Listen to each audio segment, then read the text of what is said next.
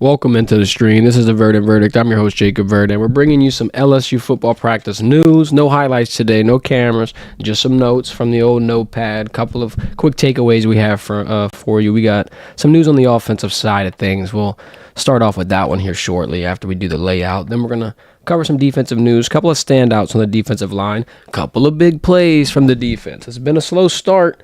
They're kind of turning up the fire.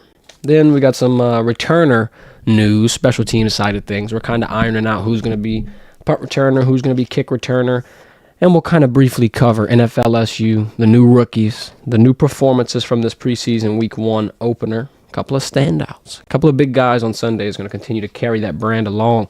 Thank you to everybody joining the stream. We've been keeping it consistent. Monday, Wednesday, Friday at 11 a.m., giving you all the practice highlights, all the practice information. We'll segue this over into the season here shortly. We're going to have a small time change. We're going to announce that one, though. Give you about a week's notice before we start switching our time slot. We'll do that in about 3 weeks from now. You got plenty of time at 11 a.m. Then we're going to have to hit the drawing board. I'll probably put a poll out, let y'all figure out what one you like better. So, what's going on, Seth? See you in the chat, my guy. Good to see you. Hope you're having a good one, bro. We're going to start things off a little interesting with the offense. I'm sure you'll hear it very shortly. You'll start seeing the reports and the news and all the breakdowns, all the rumors, if you will. But LSU has a little bit of a problem at center. And we're not going to say problem as much as it is LSU doesn't exactly have a consistent starting center on the offensive line as we thought we would have. DJ Chester obviously was supposedly going to get the nod. I'm not saying he's doing bad in camp, and I'm not saying things aren't shaking out, but today we saw Garrett Dellinger make a reappearance at the center position, and DJ Chester was playing guard. So there's a couple of takeaways from this. First things first, Garrett Dellinger is an extremely experienced offensive lineman, so him being at the center position doesn't necessarily mean there's going to be trouble ahead. However, what it does mean is that this offensive line is not exactly where we thought they were. And that's not saying anything bad. You still got Will Campbell. You still got Emory Jones. You still are going to be at least the top 5. I'd say that's your floor.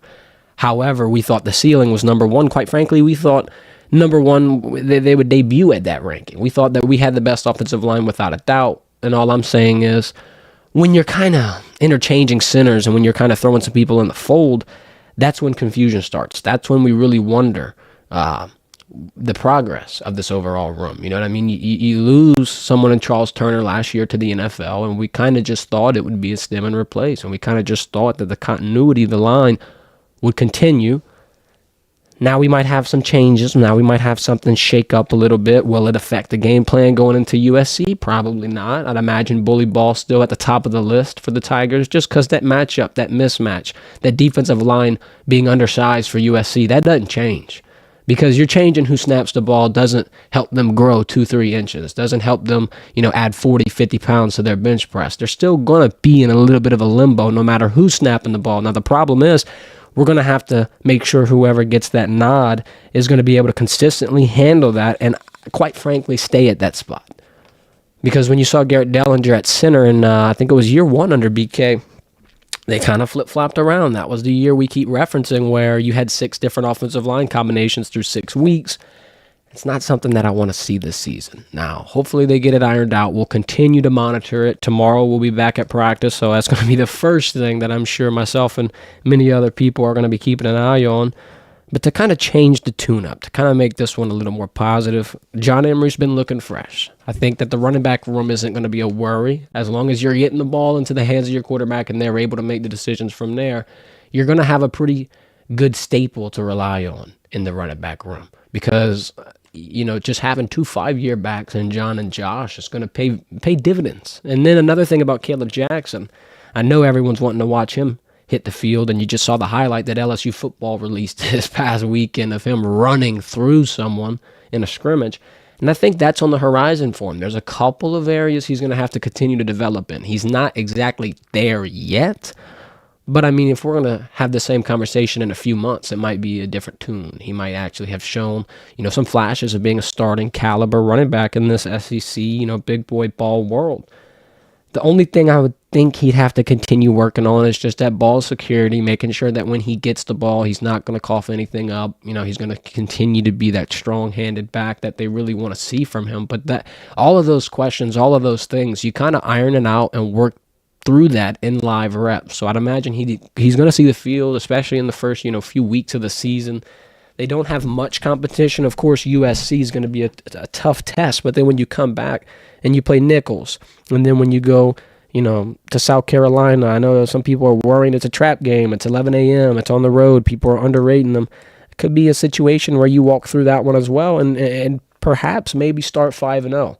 If you see LSU handling games, if you see LSU's run game succeed rapidly, I mean, in what world would you just limit it to 2 backs? Of course, you're going to stretch it to a 3rd back, maybe even let a 4th back in Caden Durham see some reps. But, we're jumping a little bit ahead here. We got someone in the chat asking, everyone talking about LSU O-line versus D-line because of size and weight, but what does it look like vice versa, LSU D-line versus USC O-line? It's a good question. I think LSU's D-line, with the situation that they're in, I don't think the D-line is going to be what's circled by USC. I think the DBs would be circled. The D-line is probably more of an even matchup comparatively to the vice versa. I think the pressure could still get through. Quite frankly, it'll have to get through because if it doesn't, now you're going to see a 250 to 300-yard passing game just because those DBs are going to be putting islands. And I'm not discrediting the DBs, and I'm not saying they're doing bad. I'm just saying you've heard Coach Kelly say that they're not championship level, and then you've heard 2 days ago Blake Baker say that he wants more consistency. All I'm saying is it might not be where people want it to be in week 1, and that's okay. It's a new scheme. It's a couple of new guys, and like we've been, kind of warning, there's a little bit of inexperience. There's a little bit of situations where you kind of see how young or, how they're just getting thrown into this mix. They're not exactly a 3-year starter. They're not exactly somebody who you can look to for lockdown coverage as you previously could have at LSU, like in a Jay Ward and a Derek Stingley. You need to find some type of consistency and some type of player like that. I think Ashton Stamps is going to be very good in that aspect. I think he'll continue to put on as he has in practice. I think there's 2 other names that we can kind of throw in the hat to be maybe not surprise stars, because Zy Alexander played good last year, but I think whenever he's back to 100%, whenever that brace comes off, whenever he's not so, timid, I guess, for lack of a better word, you're going to start to see him kind of emerge again, and that might be your CB1. That might be your best pairing with the CB1 if he's not going to take that. And then another player that I'll throw into the hat just to kind of give credit to, Jordan Allen. I think he's flashed a little bit. I've said on the show that in a perfect world, you put Jordan Gilbert with Sage Ryan, you let Zy play with Ashton. But in reality, when Jordan Allen is performing the way he's performing, getting past breakups, kind of getting that active, wreaking havoc, and he's been here, waiting his turn, biding his time for a little bit. And I think he'll probably continue to see the field. I don't know what the game plan is in terms of your safety room. They say they're cross-training Sage Ryan. Does that mean he's going to see reps? Does that mean they're going to kind of plug and play some different guys throughout? I don't know. Corey Raymond is kind of a mad scientist, so to speak, in a good way, though. You got to be creative. You got to throw some things at the wall, see what sticks. And I wonder what's going to stick here through week 1. It'll be an interesting test. As to what I've seen, at least today, the defense kind of held their own. They're shaping up. They're kind of getting better. But you have good days, you have bad. It's going to be too early to tell. Another offensive note, though. Aaron Anderson and Kamorian Pimpton continue to stand out. I'll give KP his shine here individually. He's going to be a huge asset. Straight like that. He's going to be found in the short field on repeat. You can expect 2 to 3, 4 to 5, maybe even 6 catches if he's really having a good game. But that's a red zone threat unlike any other. Same thing with Trudez Green. Another thing with Mason Taylor and Garrett Nussmeier, that's going to be a nasty connection. We even mentioned it on our last stream, where Mason Taylor, he had a drop-off in production last year, but it wasn't like he wasn't open. Go back and watch the highlights. Go back and watch all the plays where Malik busts for 40 yards, Jaden's running for 80, things of that nature. You got a lot of playmakers in a room. Someone's going to get left out. It's not, not to short Mason Taylor. He's still a phenomenal athlete, and he still was doing his job, doing his role last year. But I think the leap that he's going to make from last season to this season is going to be astronomical. A lot of people are going to be wondering, where was this? It was there the whole time. I think he could be a first-round talent. I think Mason Taylor is going to impress a lot of people. I think this tight end room is going to impress a lot of people because hypothetically, let's say Mason Taylor does get that first-round grade. Let's say he is out of here. He's in the draft. LSU is not going to be looking to rebuild at tight end because you're going to have two guys step right up and be just as good. Will they be, hitting the ground as fast? Who knows? Mason Taylor won the game against Alabama his freshman year. He was big man on campus right when he arrived. You might have a similar situation with someone like Kamorian Pimpton, though. So it'll be interesting to see that torch get passed potentially. Another note from the offensive side of things. Garrett Nussmeier hit Chris Hilton in the short field a couple of times, and I just want to keep pounding that home. Just the fact that Chris Hilton has so many different levels and layers to his game because he's going to be way faster than you in the vertical aspect. He's going to get past you in deep field. He might even make you miss in the open field, and I think that's going to be the reason why they've been incorporating him in the short field, why they've been doing those little small dump and dive passes, just because if you get him hot, if you get him going, they've probably got a weapon brewing. And really, the wide receiver room last year was great. You had Malik, you had Brian Thomas, you had Kyron. And I mean, who knows if we'll get back to that level of production, especially this fast. But they have the potential to do it. The wide receiver room is not missing a beat at all. Your wide receiver 3 is on the Biletnikoff watch list in C.J. Daniels. And by the way, C.J. Daniels had a phenomenal day at practice as well. There's a lot of times, a lot of plays, a lot of catches he makes where you just have to sit back and wonder, like, where did you come from? Where have you been? I know you're at Liberty and it's not a bad school, but I'm just wondering, like, this guy's SEC level all the way. He just comes out of the woodwork, and now he's going to potentially be another big asset to that wide receiver U alumni that LSU continues to put out on. And Shelton Sampson, we'll talk about him a little bit. He had a little moment. He was getting guarded by Isaiah Alexander in coverage. He goes down the sideline, and he drops a beautiful dot from A.J. Swan. I believe that's who threw that pass. But Shelton Sampson has been getting tried a lot in camp. They've been trying to throw him in the mix a lot in camp, and I think the only thing Shelton has to work on is reeling in those grabs. I mean, the drop isn't horrible. A lot of people were wondering, is Isaiah Alexander playing good defense? Was that a PBU? I feel like it could have just been, simply a drop, simply a bad play from the offensive side of the ball, but sometimes it happens. Sometimes the sun getting in your eyes, maybe you got good coverage, maybe you're tired, maybe some things just don't get reeled in, but whatever the case may be, Shelton Sampson's on the brink of being another name to throw into that wide receiver depth, that wide receiver room. I'm sure he'll continue to get targets, but he is right on the doorstep of making himself elite as well. He's just got a couple of things. He's still young. A couple of things left to fix, a couple of things left to fine-tune, and I think he'll be a problem. Let's move on to the defensive side of things. Everybody wants to know, how's the defense looking? How's the D-line looking? Who's standing out? Who's making a name for themselves? Well, we've got a couple of names that have been made. We've got a couple of people that have been impressing. Myself, others included, maybe, hopefully, some coaches. The first one that I'm going to say, Dylan Carpenter, number 97 on your DN side. He looks solid. He looks aggressive. He was making, a lot of good plays today, a lot of good explosive, speedy edge rushes. But more importantly, it's just the physicality that I see from him is so exciting. We talked to Jacobin Guillory, we talked to Savion Jones, we talked to a lot of key defensive pieces this offseason, and the number one common theme that all of them preach to us is just, in the trenches, you got to just have it. You don't teach it.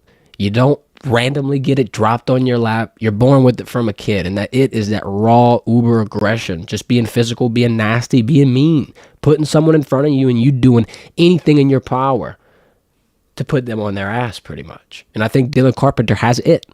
Whatever you want to say it is. I think he possesses it, and I think he's been working, and I feel like Bo Davis is going to have to put him in a situation inevitably. I think that's a big piece to this depth, especially on that DN side. A couple other pieces that have been standing out. Savion Jones, of course. Paris Shan had a decent day. It's been kind of quiet from Paris. I think today, though, he kind of showed off Sean Washington also. Very good piece, very, decently sized. He's got another one of those type of real aggressive off-the-line packages. Lastly, Javier Suggs.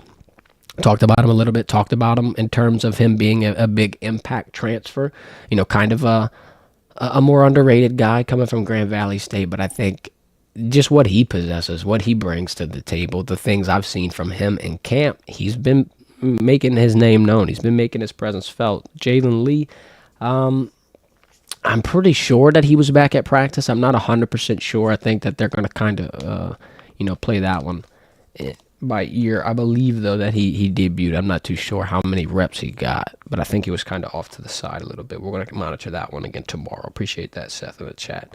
Another person, Jacoby Gilroy, he was working through doubles today. At times it had him. At times it kind of, it kind of caught up to him, the pressure, the double teams. I think he's going to be your best defensive tackle, bar none. And that's why you have to put him in these situations where two people are on him, where he's getting double, where he's potentially getting bodied. And I think, he didn't back down today. He had a good rep against Miles Frazier, Big Zeke. He kind of pushed him around. It was interesting to see. You got a good offensive lineman to kind of sharpen you up. I think you only get better. Another note that I have 3 notes from the coverage side of things. First things first, Paris Shan. We were talking about him having, a good day today. We were talking about him showing flashes. We were talking about how it was kind of a slow start to camp. Well, he ended today off with a damn bang. Paris Shan on the defensive side, putting his hands up, getting a deflection, getting an interception, made the whole field get stormed. Everyone was celebrating. It was one of your, better interceptions we've seen as of late. Thought that was something that we should note. Another person, Jordan Gilbert, had a pass breakup on Mason Taylor, and it's a little bit of an interesting matchup. Safety on the tight end. I don't think it's bad. It's a little, not necessarily undersized, probably better than putting a linebacker on him. Then you saw, speaking of linebackers, you saw Greg Penn on Chris Hilton Jr. in the short field. Now that is making me wonder, is Greg Penn going to play a lot of low coverage? Is he going to be the one that we rely on in terms of grabbing some things out of the short field, or is it going to be Harold Perkins? And if it's not Harold Perkins, then I think this is what eases everyone's worry. You just saw Greg Penn cover the speediest wide receiver in the short field, and Mr. Harold Perkins can create his havoc on the inside, can get off the line, can create pressure in the pocket, can do things that LSU fans have been begging, complaining about, fiending, if you will, for. I think that he'll be able to be implemented in a scheme where he could kind of move in and out. He could kind of shake around. Blanche, I see you in the chat. We did see Gio Perez. I saw him get a couple of reps whenever the D-line was moving on pads. And I see you in the chat talking about Bully Ball. I don't know if you saw at the beginning of the stream. You have a little bit of a question at center. You've got DJ Chester getting moved to guard just for a couple of sets. And then you got Garrett Dellinger moving in at center. I obviously don't think that changes the game plan, as we said. The size is still there, the lack of size thereafter. But I wonder if that consistency is going to affect anything with the run game, if that center getting swapped, if it even happens. We're going to continue to note on that, though. I feel like that it's going to be a little interesting, a little bit of a red flag here early. And lastly, for the defense, I'm going to say Kalash Cobbins been showing off. They've been putting him in a couple of sets. It's been interesting to watch just the freshmen and all the talent on the field. I mean, it's kind of speaking volumes of what LSU's been able to do in the recruiting world, because you've got a lot of freshmen that are going to see the field, and you've got a lot of freshmen that have been impacting positively. I mean, whether it be P.J. Woodland, Deshaun Spears, Juwan Johnson, all showing flashes, Dominic McKinley even, flash of the offensive side, Trudez Green. You saw Kylan Billiard get thrown into some things. It's been an interesting go, and I think, it's going to only continue to get better. On the returner side of things, you see a younger guy, Jelani Watkins, get thrown out there, but the order that we've seen them play in is Kyle Parker, Aaron Anderson, Jelani Watkins, and Zay Thomas. I don't know how important that order is. I don't know how consistent they're going to keep that order, but from what I've gathered, your best 2 returners are Kyle and Aaron. And I just can't stress this enough. Zay Thomas would be elite in the punt return category. I really, and I don't know why I feel like this. I don't know if it's guaranteed. I don't know if this is more likely, more probable. Just with my logic, I would feel like putting one of your, not better, but one of your more speedy, quick twitch wide receivers out there to get banged up on special teams is just kind of a confusing move, because you can put Zay Thomas on just about anybody. You saw him on Ashton Stamps in our last practice highlight video, and he gets open, creates separation, and that slant route is wide open. I mean, I'd love to see some punt return touchdowns, but at the same time, I'd love to see Zay Thomas in a regular offensive package. Maybe he's not going to see as many reps as we're hypothetically speaking about, and that's why they're going to put him on special teams, just to kind of mix, dilute, I don't know, but I think he's going to be worth it to kind of see him get thrown out and get some targets thrown his way. I feel like just if you put him in two different spots and you stretch his energy, you stretch his focus, you might not get the same level of production. It'd be different if we didn't have any other options. You've got 3 different names in the hat, and they are all pretty damn good. So I don't know what they're going to do with that one, but I would advise Zay Thomas to stay on the offensive side of things just because he's got a lot of potential. He's a baller. Same thing with Aaron Anderson. I mean, it's just, I kind of, just from what I've seen today, I kind of can see the writing on the wall with how good he's been doing, with how successful he is with the return game, with how they've kind of tried to throw him in that mix in the past. It'll be either him or Kyle Parker if I had to guess. We'll keep monitoring that one. Punter situation, we'll give you a brief update on that. Peyton Todd dropped a snap. Wasn't bad, wasn't ugly. But Blake, number 99, the transfer punter, he's been looking really good. It might be his job. He might have grabbed it. I don't know. Way too early to tell. But just from the overall morale and overall pulse surrounding that side of the ball, it seems like it's Blake's job to lose. But tomorrow, if you have any questions real quick, you could drop them in the chat. We'll get to them. We're about to wrap it up here in our last segment. I'll kind of tell you what we're going to be looking for tomorrow. Then we'll jump into the NFLSU rookies from this week. But tomorrow, O-line, all your questions, all your concerns, all your worries, if you will, we're going to be addressed. We're going to look at the center situation. We're going to look at the guard situation. We'll look at the tackle situation. If you really want to see the 2 best tackles in college football to kind of just make yourself feel a little bit better about what could be happening at the center spot. Then we're going to look at who's stepping up in the pass coverage. They're kind of having consistency. They're kind of building, Blake Baker's not necessarily calling them out, but he's asking, hey, let's raise this level of play. Let's keep it up. And they answered today. So are they going to answer again tomorrow? We'll look at that. Lastly, D-line group shuffle. I think that's really one of the biggest, besides O-line now, that's one of the biggest questions is just what's the rotations, what's the pieces, what's everyone looking like. And that one we'll continue to keep an eye on. Blanche, I see your question in the chat. Who's the kickoff returner? I think they're going to keep toying with these 4 guys. Right now, we've only seen really punt a lot. They had a kickoff return period where they just threw some scouts out there in jerseys and no one was really fielding. But I'd have to guess, out of these 4 guys, Kyle Parker, Aaron Anderson, Jelani Watkins, Zay Thomas, they'll probably pick one of them to be a punt returner, and they'll probably throw 2 of those 4 out there to be kick returners. I'm not exactly sure how this is going to be, or, we'll keep an eye on it. Like I said, though, hope it ain't Zay Thomas. He might be really good at it. He might have, a successful spur here or there, but I think he could be really good on the offensive side of things, and I'd be interested to see them try to use him in that category.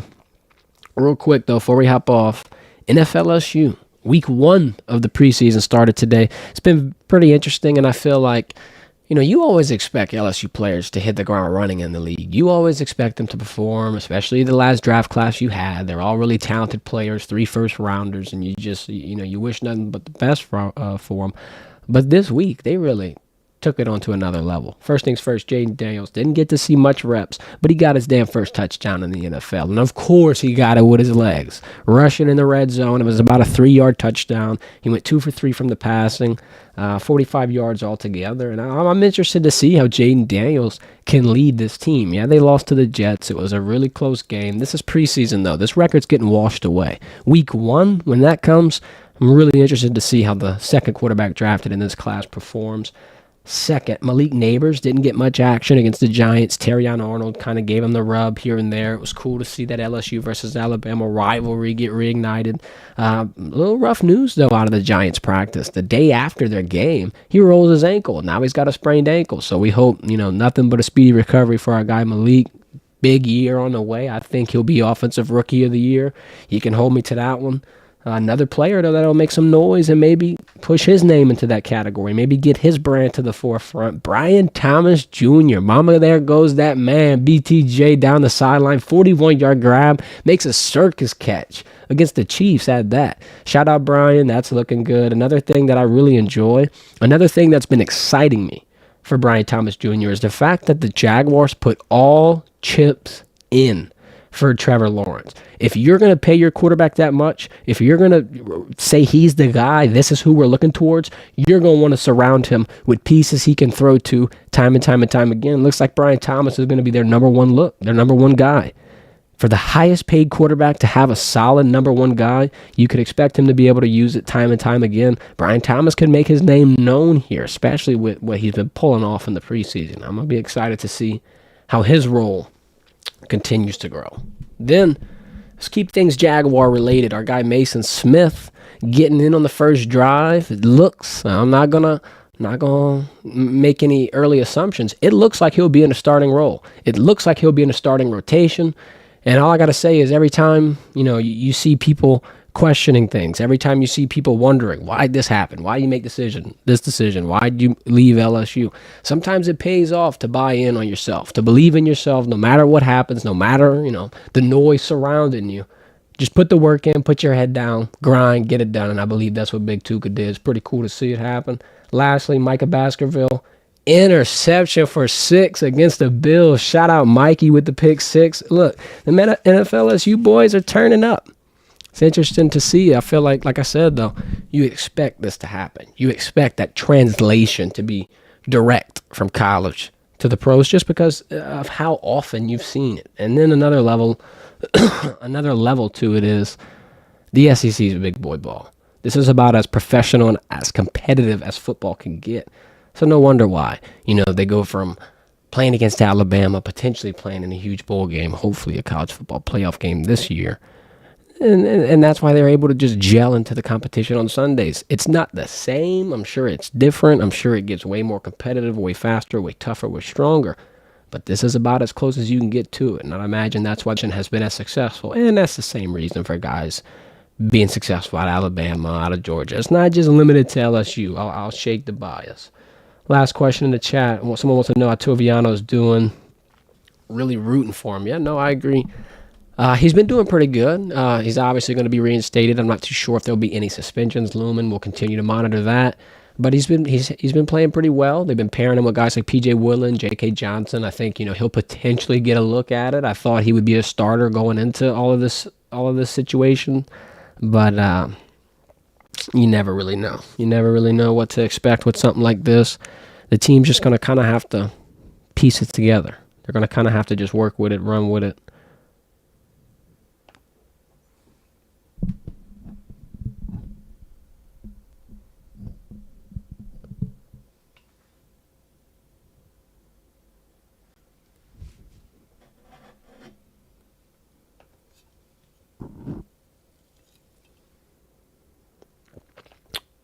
I hope y'all saw that. Cox Wi-Fi trying to kick us off. Cox Wi-Fi, y'all better iron some things out. I'm about to rip you out the house. That's what I'm thinking. We'll wrap this one off before we get shut out. We got pretty much the whole stream done. Like I said, Toviano doing pretty good. We'll continue to monitor that one. Football practice highlights coming at you tomorrow. We'll have them out around noon. We'll go live again. We're going to keep it going. I'm going to go have a little conversation with our guys, with our Wi-Fi team. What's going on with this? How inconsistent, huh? I appreciate everybody joining. Y'all have a great day. Hit the subscribe button. Monday, Wednesday, Friday going live. But guess what? We'll throw one in for you tomorrow on Tuesday. Y'all have a great day.